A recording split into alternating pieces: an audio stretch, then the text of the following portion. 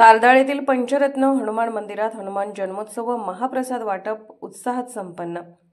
हातकणंगले तालुक्यातील तारदाळ आप्पासो खांडेकर बाळ यांनी 1978 साली मंदिराची स्थापना केली। त्याच्या पश्चात त्यांची मुले, सुना व संपूर्ण परिवारातील सदस्य प्रत्येक वर्षी हनुमान जयंती मोठ्या उत्साहात साजरी करतात।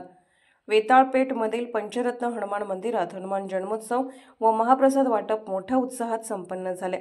सकाळी मूर्ती अभिषेक, भजन व 6:28 हनुमान जन्मोत्सव पुष्पवृष्टी करून साजरा करण्यात आला। यावेळी उपस्थित महिलांनी पाळणा गायन केले। जन्मोत्सव साजरा करताना लहानांपासून ते ज्येष्ठ नागरिकांपर्यंत भक्तिभावाने मोठ्या उत्साहात सहभागी झाले होते।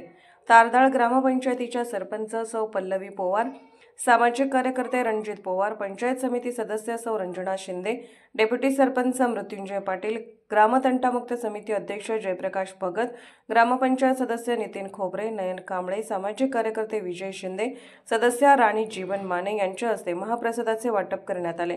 तारदाळ परिसरातील हजारो भाविकांनी या महाप्रसादाचा लाभ घेतला।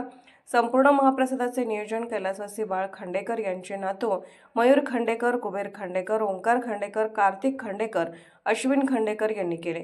पोलीस ऑफ इंडिया न्यूज मीडियासाठी जिल्हा प्रतिनिधी श्रावण खांडेकर।